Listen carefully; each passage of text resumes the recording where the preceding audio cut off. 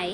So in today's class हम यहाँ से स्टार्ट करेंगे वापस न्यू नोशंस ऑफ किंगशिप। अभी हमने देखा था कि जो पूरी अशोकन एम्पायर थी या मौर्यन एम्पायर थी वो क्यों ख़त्म हो गई। दो मेजर चीज़ें सामने आती हैं, जो एक पॉजिटिव है और एक निगेटिव में है। पॉजिटिव इसलिए कि इतना बड़ा एरिया उनके पास था और वो पूरा का पूरा इतना स्ट्रॉन्ग, उनका सारा बिल्डअप, जब किंग इतना अच्छा था, उसके धम्मास इतने अच्छे थे और उसका धम्मा पालन करने वाले जो लोग थे वो भी इतने अच्छे थे जो सारा कुछ चीज़ें फॉलो करवा सकते थे। बट स्टिल वो पूरी एम्पायर 150 ईयर्स के अंदर ख़त्म हो गई। सो वन इज पॉजिटिव कि बहुत स्ट्रॉन्ग एम्पायर थी, सेकेंड इज वो सिर्फ 150 ईयर्स चल पाई और वो ख़त्म हो गई।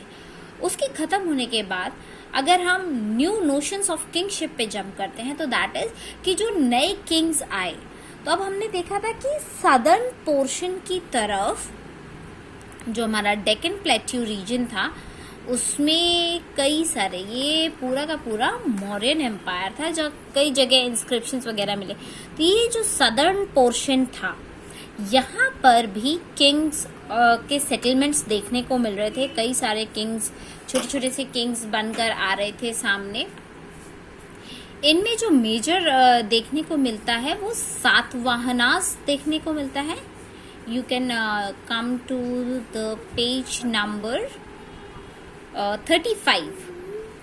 सो ऑन पेज नंबर 35 आप देखेंगे चीफ्स एंड चीफडम्स। यहाँ पे आपको देखने को मिलेगा कि सदर्न रीजन में, जिसको हम तमिलक्कम कहते हैं, Tamilakam is ancient Tamil country, तो इसको ऑल टुगेदर एक तमिल कंट्री बोला गया था। तो तमिलक्कम में अलग अलग तरीके के किंग्स देखने को सामने आ रहे थे। यहाँ पे आप देख सकते हैं 4.1 सेक्शन में चोलास, चेरास, पांड्यास, ये सारे के सारे डेक्कन प्लेट्यू में। Now let me show you what is Deccan plateau. This region is our Deccan Plateau. This triangle, this is total Deccan Plateau. Gujarat से ये नीचे वाला ये जो सेक्शन है, डेक्कन प्लेट्यू में अलग, इसको पूरा तमिल रीजन बोलते थे, तमिलक्कम। यहाँ पे चोलास देखने को मिल रहे थे, पांड्यास देखने को मिल रहे थे। अब इन किंग्स में अगर हम बात करते हैं तो इसमें जो आज का आंध्र प्रदेश, केरला, ये भी सारा कुछ, तमिलनाडु, सारा कुछ तमिल कंट्री के अंडर आता था, जिसको तमिलक्कम कहा जाता था। यहाँ चोला, चेरास और पांड्यास देखने को मिल रहे थे, जो कि बहुत प्रॉस्परस रीजन्स थे, बहुत अच्छे से अपनी किंगडम चला रहे थे। सो ये जो सारी स्टेट्स थे, ये सारे के सारे तमिलक्कम के अंडर में आते थे और आप वैरायटी ऑफ सोर्सेज से इनके बारे में पता चलता है। जैसे कि पहला एक तमिल संगम, एक टेक्स्ट है तमिल संगम, जिसको हम चैप्टर 3 में भी डिटेल में पढ़ेंगे। उसमें एक पोएम है जो कि डिस्क्राइब करती है कि किस तरीके से जो चीफ्स हुआ करते थे और वो अपने रिसोर्सेज को एक्वायर करते थे, अपने हाथ में लेते थे। तो अभी हमने देखा किंग एंड द किंगशिप्स, इसमें चीफ और चीफडम्स भी आता है। What is chief and chiefdoms? This chief and chiefdoms, इसमें क्या होता है? चीफ्स वो लोग होते थे जो बहुत पावरफुल स्टेटस रखते थे। These are not like kings. ना ही इनका कोई हेरिडेटरी होता था कि भाई ये पेरेंट है तो इनके बच्चे चीफ्स ही बनेंगे, अब ये चीफ बन गए तो इनके बच्चे भी चीफ बनेंगे। No, not like that. ये किंग फोक होते थे, मतलब राजा के कुछ जो बड़े बड़े लैंडलॉर्ड्स टाइप होते थे, उनको पावर्स प्रोवाइड कर दी जाती थी कि अब आप ये वाला एरिया संभाल लो। तो वो लीडरशिप करते थे, उनके अंडर में सबऑर्डिनेट्स भी रहते थे जिनको हम चीफ डम्स कहते थे। और ये यूजुअली जो टैक्स वगैरह कलेक्ट कर लिया करते थे, मतलब पर्टिकुलर एरिया एक इनको दे दिया गया और अब ये उससे टैक्स वगैरह कलेक्ट करते थे और आपस में बांट लिया करते थे। तो चीफ अपने पास भी रखता था और अपने चीफ डम्स को भी दे दिया करता था। तो अगर हम बात करते हैं कि तमिल संगम में ये देखने को मिलता है कि बहुत सारे चीफ्स हुआ करते थे, जिनका डिस्क्रिप्शन इस तमिल संगम टेक्स्ट में देखने को मिलता है हमको, और ये किस तरीके से अपने रिसोर्सेज को भी डिस्ट्रीब्यूट करते थे। कई सारे चीफ्स और किंग्स इनफैक्ट इसमें सातवाहनास भी थे जिन्होंने वेस्टर्न और सेंट्रल इंडिया के कई सारे पार्ट्स पे राज किया ड्यूरिंग सेकेंड सेंचुरी सीई, मतलब बीसीई से लेके सीई तक सातवाहनास ने रूल किया। कहाँ पर? वेस्टर्न और सेंट्रल इंडिया पे। फिर शाकाज थे, तो शाकाज ने सेंट्रल एशियन ओरिजिन दिखती है, जो कि उन्होंने अपनी किंगडम को इस्टेब्लिश कर लिया था नॉर्थ वेस्ट रीजन में और वेस्टर्न पार्ट्स में सब कॉन्टिनेंट के। और ये अपना रेवेन्यू, अपना पैसा कहाँ से कैश कलेक्शन कहाँ से करते थे? जो लॉन्ग ट्रेड्स हो रहे होते थे वहाँ पे ये अपने टीम सेटअप कर लेते थे, और जो लॉन्ग डिस्टेंस ट्रेड के लिए लोग निकलते थे वहाँ से अपना टैक्स कलेक्ट करते थे। इनका कोई भी सोशल ओरिजिन देखने को नहीं मिलता है। आप यहाँ देख सकते हैं, their social origins were often obscure, मतलब पता नहीं होता था कि इनका ये सोशल स्टेटस आया कहाँ से। कोई इसका रिटन हमको नहीं देखने को मिलता कि कहाँ से ये ओरिजिनेट हुए या क्या बैकग्राउंड रहा इनका। और same is in the case of Satavahanas. Satavahanas का कैसे सोशल स्टेटस बनकर सामने आया ये भी नहीं पता चलता है। लेकिन हाँ, जब एक बार ये पावर में आ गए तब इन्होंने अपना सोशल स्टेटस मेंटेन रखने की बहुत कोशिश की। अलग अलग तरीकों से अपना सोशल स्टेटस मेंटेन रखने की कोशिश की गई है। अब यहाँ आते हैं divine Kings. Next section is divine Kings on page number 36। So divine Kings में जब हम देखते हैं तो ये लोग अपने स्टेटस को मेंटेन रखने के लिए अपने आप को भगवान से जोड़ दिया करते थे। इनका कहना होता था कि हम भगवान के बच्चे हैं और या भगवान के बेटे हैं, तो हमारी बात मानो। तो जब कोई चीज़ को भगवान से अटैच कर दिया जाता है तो वो ऑटोमेटिकली पावरफुल हो जाती है। तो अपना स्टेटस को मेंटेन करने के लिए, अपने सोशल स्टेटस को बढ़ाने के लिए, कि अगर हम लोगों से ये कह देंगे कि हम भगवान के बच्चे हैं तो फिर लोग हमारी बात ऑटोमेटिकली मान लेंगे, हमको कोई अपोज करने वाला नहीं रहेगा। और ये चीज़ कुशानास के रिलेशन में, रेफरेंस में बहुत अच्छे से देखने को मिलती है, क्योंकि कुशानास जो फर्स्ट सेंचुरी बीसीई से फर्स्ट सेंचुरी सीई तक रहे, उन्होंने बहुत बड़ी किंगडम सेंट्रल एशिया की रूल की नॉर्थ वेस्ट इंडिया में। सेंट्रल एशिया से लेके नॉर्थ वेस्ट इंडिया तक काफ़ी बड़ा किंगडम उन्होंने रूल किया। और इनकी जब हिस्ट्री रिकंस्ट्रक्ट की गई है तो बहुत सारे इंस्क्रिप्शंस और टेक्सचुअल ट्रेडिशंस को देखकर ये पता चला है कि ये जो किंगशिप होती थी, जो नोशंस होते थे इन किंगशिप के, और ये प्रोजेक्ट करने की कोशिश करते थे कि कैसे ये रहा करते थे या क्या था, ये सब इनके कॉइन्स और स्कल्पचर्स से देखने को मिलता है। और इनकी कोलोसल स्टैचूज भी देखने को मिलती हैं। मतलब ये पता चलता है कि ये कैसे अपना स्टेटस मेंटेन करते थे, कैसे पता चलेगा। तो हिस्ट्री का जब रिकंस्ट्रक्शन हुआ कॉइन्स और स्कल्पचर्स की मदद से, तो पता चला कि इनका किंगशिप कितना वास्ट रहा, कितना बड़ा रहा। इनकी colossal statues, what are colossal statues? Colossal statues का मतलब होता है कि बड़ी बड़ी स्टैचूज, जो भगवान टाइप की स्टैचूज होती है ना, भगवान के बच्चों वाली स्टैचूज, तो भगवान की स्टैचूज के टाइप की स्टैचूज, साइज की स्टैचूज कुशाना रूलर्स की देखने को मिलती हैं। जैसे मथुरा के पास एक मैट जगह है, वहाँ पे जो श्राइन बना हुआ है, श्राइन इज अ प्लेस जो टेम्पल जैसा होता है जहाँ पे भगवान की स्टैचूज रखी जाती हैं। तो मैट नाम की जगह पर, जो कि मथुरा के पास है उत्तर प्रदेश में, वहाँ पे कई कुशाना रूलर्स की बड़ी बड़ी स्टैचूज देखने को मिलती हैं। ऐसी ही बड़ी स्टैचूज उनको अफगानिस्तान के श्राइन्स में भी देखने को मिलती हैं। तो आप देख सकते हो कि अफगानिस्तान कहाँ पर है और मथुरा कहाँ पर है। तो इतने वास्ट एरिया में ये रूल करते थे। कुछ हिस्टोरियंस ने ये भी पता लगाया और इंडिकेट किया है कि कुशाना अपने आप को बोलते थे कि हम गॉड लाइक हैं। उनका कहना होता था कि वी आर गॉड लाइक। और कई लोगों ने, कई कुशाना रूलर्स ने अपना जो टाइटल था वो देवपुत्र यानी सन ऑफ गॉड भी अपना लिया था, कि वो अपने आप को देवपुत्र के नाम से डिस्क्राइब किया करते थे। तो जब कोई अपने आप को बोलेगा कि हम तो देवपुत्र हैं या सन ऑफ गॉड है, तो जो नॉर्मल पीपल होंगे, जो कॉमन पीपल होंगे उधर के, वो उनको अपोज करने के बारे में नहीं सोचेंगे। और ये कहाँ से इंस्पायर्ड हुए थे? ये चाइनीज रूलर से इंस्पायर्ड हुए थे, क्योंकि चाइनीज रूलर्स अपने आप को सन्स ऑफ हेवन कहा करते थे। फिर जब 4th सेंचुरी की बात आई तो 4th सेंचुरी में एविडेंसेस देखने को मिले बड़े बड़े स्टेट्स के, जहाँ पे गुप्ता एम्पायर देखने को मिली है, और ये किस पे डिपेंडेड, और इनमें से कई लोग जो थे, कई एम्पायर जो थी वो समंतास पे डिपेंड करती थी। So what are samantas? Who were समंतास?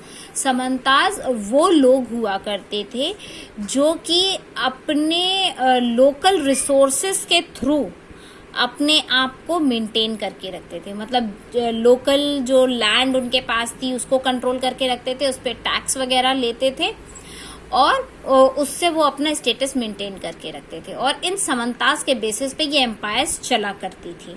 तो जैसे कि गुप्ता एम्पायर का स्टेटस हमें देखने को मिलता है कि ये भी समंतास के बेसिस पर ही चलती थी, जिसको कि हम सामंत बोलते हैं, कि ये इस एरिया का सामंत है। तो यानी कि जो बड़े बड़े लैंड ओनर्स होते थे उनको पावर दे दी जाती थी कि आप यहाँ का टैक्स वगैरह कलेक्ट करते रहो, अपना कंट्रोल बना के रखो। जैसे कि अभी हमने देखा चीफ्स एंड चीफडम्स, तो चीफ एंड चीफडम्स को हम समंतास भी बोलते थे। ये होमेज देते थे, मिलिट्री सपोर्ट देते थे रूलर्स को। चीफ्स में और समंतास में क्या डिफरेंस है कि चीफ्स की अपनी खुद की आर्मी नहीं होती थी, लेकिन समंतास रहने की भी जगह देते थे और मिलिट्री सपोर्ट भी दिया करते थे किंग्स को। और जो पावरफुल समंतास होते थे वो किंग भी बन जाया करते थे। कन्वर्सली जो वीक रूलर्स अपने आप को छोटी पोजीशन पे ले आते थे सबऑर्डिनेशन की। तो जो मेन पावर में जो आ गया, जो स्ट्रांग रहा, पावरफुल सामंत रहा, वो किंग की पोजीशन तक पहुंच जाता था। तो अगर हम हिस्ट्री देखें गुप्ता रूलर्स की, उसको कंस्ट्रक्ट किया गया जब लिटरेचर, कॉइन्स और इंस्क्रिप्शंस की मदद से। तो इसमें प्रशस्तीज भी शामिल हैं। तो प्रशस्तीज की हेल्प से, लिटरेचर की हेल्प से, कॉइन्स और इंस्क्रिप्शंस की हेल्प से देखा गया तो समझ में आया कि ये कितनी वास्ट एम्पायर होगी। अब कि गुप्ता रूलर्स कितने ज्यादा लॉन्ग टर्म तक रहे, कितने स्ट्रॉन्ग रूलर्स रहे। What are prashastis? प्रशस्तीज क्या होती थी? किंग्स की प्रेज में, किंग्स की तारीफ, किंग्स जो होते थे उस टाइम के, और उनकी तारीफों को इंस्क्रिप्शन में लिख दिया जाता था। और जो उनके पैटर्न्स होते थे इन जनरल बाय पोएट्स, तो जो कवि लोग होते थे वो राजा का गुणगान करते थे, तो उन सबको प्रशस्तीज में, इंस्क्रिप्शंस में छाप दिया जाता था। जैसे आजकल भी शिलालेख वगैरह होते हैं ना, कि रोड्स बनाई, रोड के बाहर वो स्टोन लगा दिया कि हाँ ये रोड इन्होंने फलाने ने इतने डेट में बनवाई। तो वो क्या होता था? इंस्क्रिप्शन हो गया कि अब कई सालों बाद भी जब कोई वो शिलालेख देखेगा तो वहाँ ये समझ पाएगा कि यहाँ किया गया। तो जो अच्छे अच्छे काम होते हैं, जो किंग्स ने बहुत अच्छे अच्छे काम किए, वो पोएट्स वगैरह इंस्क्रिप्शंस की फॉर्म में गा देते थे और वो इंस्क्रिप्शंस की फॉर्म में स्टोन्स पे लिख दिए जाते थे। और जो हिस्टोरियंस थे उन्होंने कुछ फैक्चुअल इंफॉर्मेशन भी डिराइव करने की कोशिश की इन कॉम्पोजिशन से, कि क्या फैक्ट रिलेटेड रहे होंगे, कि दोज हु कंपोज्ड, और जिन्होंने इसको कंपोज किया और जिन्होंने इसको रीड किया और ट्रेजर करके रखा in the form of poetry, तो उन्होंने उसके फैक्ट्स भी देखने की कोशिश की है। हिस्टोरियंस ने इनके फैक्ट्स भी देखने की कोशिश की है। अब जैसे आप ये वाला कॉइन देख सकते हैं, ये कुशाना के टाइम का कॉइन है। जैसे कॉइन के ऊपर उन्होंने किंग कनिष्क की फोटो लगा रखी है और इसी के रिवर्स साइड पे एक देवी माँ की फोटो लगा रखी है, डीटी की फोटो लगा रखी है। मतलब they are comparing themselves to deity. ये सन ऑफ गॉड अपने आप को बता रहे हैं कि भैया जैसे भगवान की बात मानते हो वैसे ही हमारी बात भी माननी चाहिए। अच्छा, अब जैसे हमने देखा कि ये कॉइन्स पे डीटीज बने हुए हैं और दूसरी साइड किंग का पिक्चर बना हुआ है। गुप्ता एम्पायर की अगर हम बात करें तो गुप्ता रूलर्स बहुत ज़्यादा स्ट्रांग रहे, जो समंतास के बेसिस पे रूल करते थे।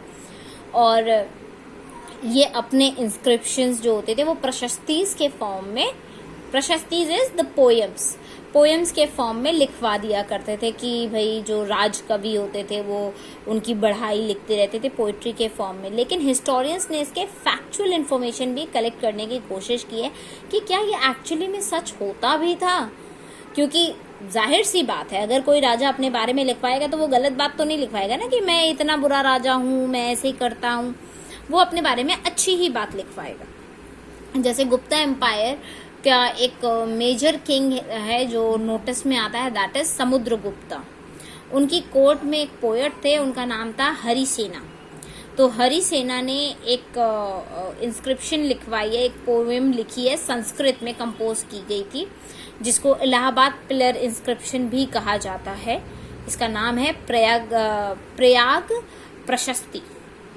इलाहाबाद में प्रयागराज है तो इसको प्रयाग प्रशस्ति कहते हैं। दूसरा नाम इसका इलाहाबाद पिलर इंस्क्रिप्शन भी है, जो कि कंपोज किया था हरिसेना ने, जो समुद्रगुप्त के राज में एक पोएट थे, कोर्ट के पोएट थे। और इन्होंने उसमें बहुत सारे डिस्क्रिप्शंस बताए हैं कि समुद्रगुप्त कितना अच्छा राजा रहा है। So here we have an excerpt. So what is excerpt? Excerpt का मतलब होता है, here you can read the word, in praise of Samudragupta, this is an excerpt. What is excerpt? excerpt का मीनिंग होता है कि कोई बहुत बड़ा सा एपिक है या कोई बड़ी सी पोएम है, उसमें से छोटा सा पोर्शन ले लिया गया। तो ये एक पोर्शन है प्रयाग प्रशस्ति का, जिसमें समुद्रगुप्ता के बारे में बहुत अच्छी अच्छी बातें डिस्क्राइब की गई हैं कि he was without an antagonist on earth, he by the overflowing of the multitude of many good qualities adorned by hundreds of good actions। मतलब उसने बहुत अच्छी अच्छी चीज़ें की हैं, उसमें बहुत सारे अच्छे टैलेंट्स थे, उसकी गुड क्वालिटीज़ बहुत सारी थी, उसने बहुत 100 से भी ज़्यादा अच्छे अच्छे काम किए हैं और उसने इतना ज़्यादा अपना नाम कमाया है कि सारे के सारे जो दूसरे किंग्स थे उनको वाइप ऑफ करके रख दिया, अपने पैरों के नीचे कुचल के रख दिया। और उसको ही इज पुरुष, यानी पुरुष यानी supreme being the cause of the prosperity of the good and the destruction of bad। मतलब उसने अच्छाई को बहुत बढ़ाया है, डिस्ट्रक्शन कर दिया है बुराई का। वो इनकॉम्प्रिहेंसिबल है, उसको डिस्क्राइब नहीं किया जा सकता, इतने अच्छे काम हैं। सो इस तरीके की बहुत सारी अच्छी बातें उसके बारे में लिखी गई हैं। सो दिस इज प्रयाग प्रशस्ति। और इसके ऊपर ये पांड्या का पेज नंबर आपका 36 पे ही दिया गया है। पांड्या का जो चीफ था सेंगुत्तवन, ये फॉरेस्ट गया था, तो इसके बारे में लिखा गया है। एक तमिल एपिक है सिलप्पादिकरम, उसमें लिखा गया है कि ये एक बार फॉरेस्ट गया तो माउंटेन चढ़ के, तो वहाँ पे जो रहने वाले लोग थे उन्होंने सारा कुछ इसको गिफ्ट कर दिया, अपने आइवरीज गिफ्ट किए, एनिमल्स गिफ्ट किए, फ्रूट्स गिफ्ट किए। क्यों? क्योंकि वो बहुत अच्छा राजा था, ऐसा बताने के लिए ऐसा इंस्क्रिप्शन दिखता है। यहाँ पे आप पेज नंबर 37 पे एक पिक्चर देखेंगे, स्टोन दिख रहा है, इसमें कोई हेड नहीं है, नीचे पूरा पिक्चर है, ये जो स्कल्पचर मिला है। अब यहाँ लिखा जा रहा है कि ये क्यों एक किंग का इमेज लगता है, क्योंकि इसने सॉर्ड पकड़ी हुई है। If you can see he is holding a sword, boots उसने ऐसे पहने हुए हैं जो शायद सोल्जर्स किंग्स पहनते होंगे। इसका ये जो वो दिख रहा है, दोनों हाथ में सॉर्ड दिख रही है, तो दिस शोज कि ये किसी किंग का ही स्कल्पचर होगा। Now coming to page number 38, यहाँ सुदर्शन, जो कि सुदर्शन का मतलब होता है सुदर्शन। सु मतलब देखने में सुंदर और दर्शन, दर्शन मतलब देखना, सु मतलब अच्छा, जो देखने में अच्छा लगे, यानी ब्यूटीफुल लेक इन गुजरात। एक गुजरात में लेक है, सुदर्शन उसका नाम है। और गिरनार के मैप नंबर 2 में आप इसको देख सकते हैं। ये एक आर्टिफिशियल रिजर्वॉयर बनाया गया था जो कि ये दिखाता है कि रॉक इंस्क्रिप्ट, वहाँ पे हम ये पता लगा सकते हैं कि रॉक इंस्क्रिप्शन था तो ये किस सेंचुरी में बना था। वो रॉक इंस्क्रिप्शन संस्कृत में लिखा हुआ है, उसमें रिकॉर्ड्स हैं कि क्या अचीवमेंट्स रहे थे, जो रुद्र दमन के अचीवमेंट्स थे। शाका का रूलर था रुद्र दमन, तो उसके क्या अचीवमेंट्स थे वो इसमें गिवन है। जो इंस्क्रिप्शन है उसमें मेंशन है कि ये जो लेक है और इसके जो एम्बैंकमेंट्स हैं, जो वाटर चैनल्स हैं, वो गवर्नमेंट, लोकल गवर्नर ने बनाए थे मौर्यन एम्पायर के टाइम पे। फिर एक टेरिबल स्टॉर्म आई जिसने ये पूरे एम्बैंकमेंट्स तोड़ दिए और वाटर अचानक से लेक में बहुत ज़्यादा मात्रा में बढ़ गया। तो रुद्र दमन जो थे उस टाइम पे रूल कर रहे थे उस एरिया में, तो उन्होंने क्लेम किया कि उन्होंने इस लेक को रिपेयर कराया था, कि मौर्यन एम्पायर में ये एक बनाया गया था चैनल, लेकिन फिर वाटर बहुत ज़्यादा मात्रा में बहुत ज़्यादा भर गया, गश्ड इन हो गया, तो फिर रुद्रदमन ने उसका रिपेयरिंग करवाया था अपने रिसोर्सेज के दम पर। और फिर उस पर वो without imposing any tax on his subjects, और ये नहीं कि उसकी रिपेयरिंग के लिए उन्होंने पैसा कहाँ से टैक्स वैक्स से कलेक्ट किया, तो ऐसा नहीं था। फिर एक इंस्क्रिप्शन और मिलता है सेम रॉक पे 5th सेंचुरी का, जो कि ये मेंशन करता है कि कैसे एक रूलर ने गुप्ता डायनेस्टी